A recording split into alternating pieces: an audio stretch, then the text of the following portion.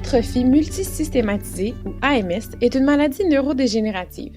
Cette maladie consiste en une dégénérescence des neurones de l'encéphale qui cause avec le temps une légère diminution du volume du cerveau, d'où l'appellation atrophie. Ce phénomène se produit dans plusieurs divisions du système nerveux central, d'où l'appellation multisystématisée. Elle touche les ganglions de la base, le tronc cérébral ainsi que le cervelet. L'AMS est une maladie rare touchant de 1 à 5 personnes sur 50 000. Cette maladie apparaît à l'âge adulte, normalement autour de 50 ans. Elle se présente légèrement plus souvent chez les hommes que chez les femmes et a un pronostic moyen de survie d'environ 10 ans suite au diagnostic. Le sujet a été choisi car bien que cette maladie est peu commune, elle est très invalidante et requiert un suivi de plusieurs professionnels de la santé tels que l'ergothérapeute. Les premiers signes de la maladie sont souvent les troubles urinaires, l'impuissance chez les hommes et les problèmes de pression artérielle. De plus, la fatigue et la faiblesse générale sont quasiment systématiques. L'AMS a 2 présentations possibles. La forme parkinsonienne représente 80% des cas et la forme cérébelleuse représente 20% des cas. De plus, on parle de syndrome de Shy-Drager lorsqu'il y a une atteinte du système nerveux autonome causant entre autres des troubles urinaires et une tension artérielle élevée. Le syndrome parkinsonien est caractérisé par une bradykinésie, c'est-à-dire une lenteur et une réduction de l'amplitude des gestes, un retard de l'initiation et de l'exécution des mouvements et un tremblement de repos. De plus, il y a présence d'une rigidité anormale des articulations.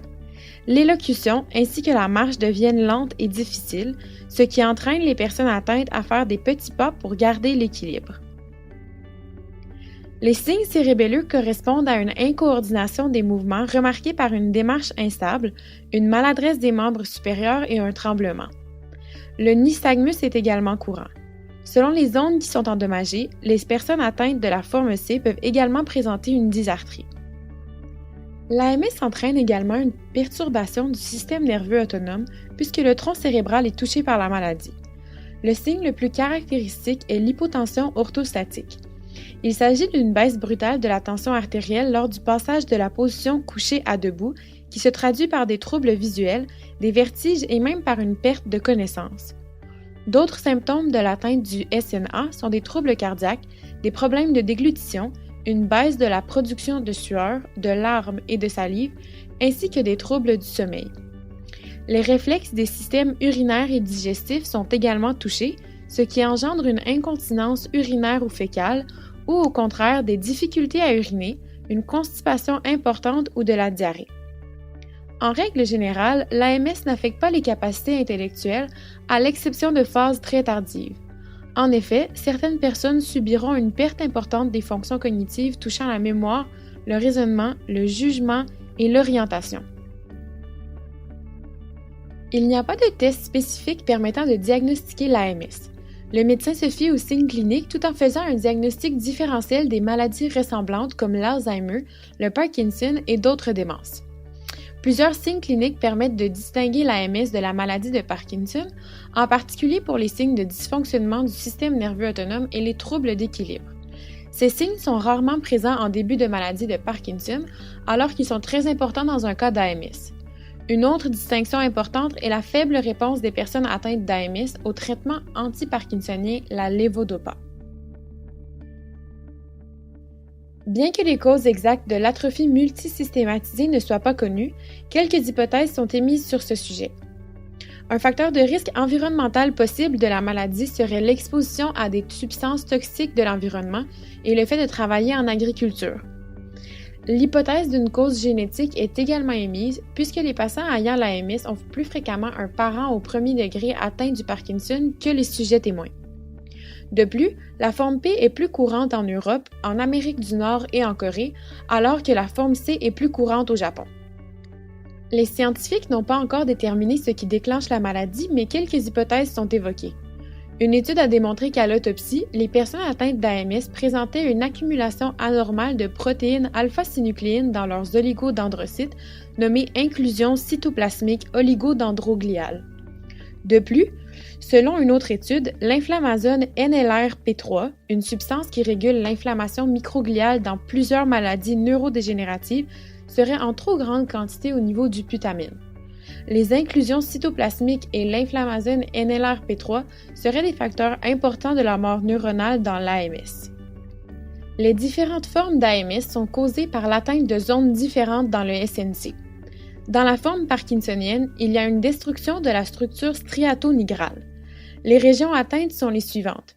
Le putamen, qui est un noyau gris central servant à réguler les mouvements et l'apprentissage moteur en utilisant les neurotransmetteurs GABA, l'acétylcholine et l'encéphaline.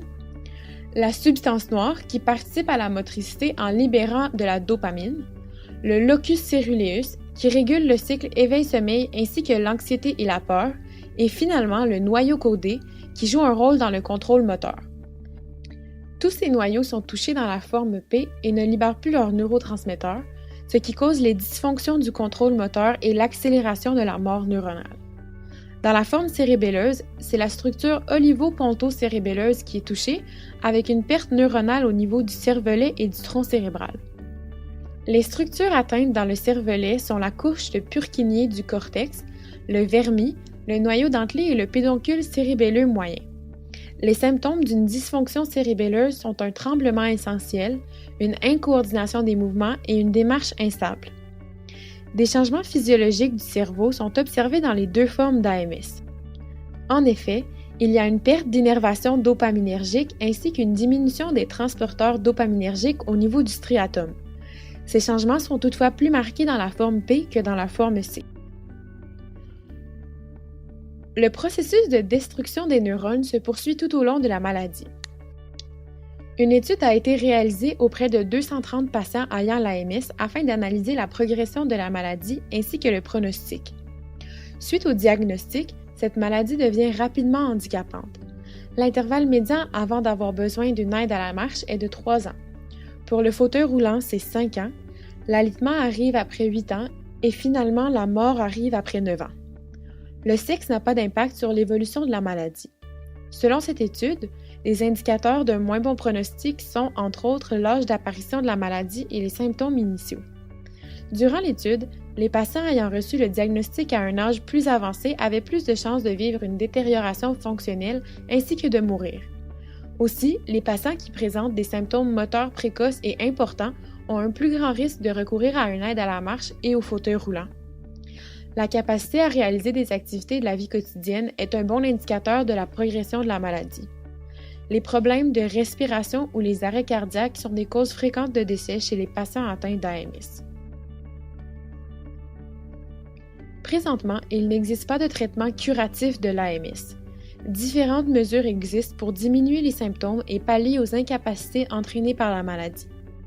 Les traitements pharmacologiques sont utilisés pour traiter les difficultés motrices, les chutes de pression artérielle, la constipation, le dysfonctionnement érectile, les spasmes et la rétention urinaire. Pour traiter l'apnée du sommeil, une orthèse intranasale peut être utilisée. Des mesures palliatives comme la gastrostomie, la sonde urinaire, la ventilation mécanique ou la trachéotomie sont employées au fil de la détérioration de la condition du patient.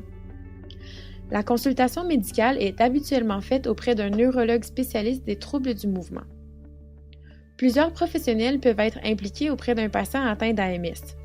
Les thérapies physiques sont indispensables puisqu'elles aident au maintien de la qualité de vie. Un physiothérapeute peut aider le patient à conserver un bon équilibre, une démarche assurée et une bonne coordination musculaire. Un ergothérapeute peut aider le patient dans le maintien de ses activités quotidiennes et dans l'adaptation de son domicile. Le soutien de l'entourage du patient est également très bénéfique pour le malade. Plusieurs recherches sont en cours sur une médication qui pourrait améliorer la condition générale d'une personne atteinte d'AMS. Une recherche effectuée sur des souris atteintes de la maladie a démontré que le médicament Exendin 4 aurait un effet positif sur la résistance à l'insuline, ce qui apparaît être un symptôme de la maladie, et la mort cellulaire auprès de certains sujets. Toutefois, la condition motrice des souris atteintes ne s'est pas améliorée. En conclusion, l'atrophie multisystématisée est une maladie neurodégénérative débutant à l'âge adulte, caractérisée entre autres par un syndrome parkinsonien et des signes cérébelleux. Les présentations de la maladie sont variables d'une personne à l'autre puisqu'elles touchent différents systèmes du SNC.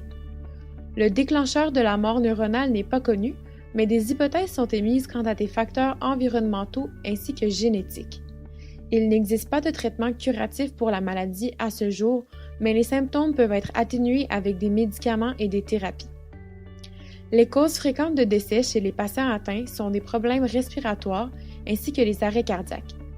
Plusieurs recherches sont en cours dans le but d'améliorer le pronostic des personnes atteintes de l'atrophie multisystématisée.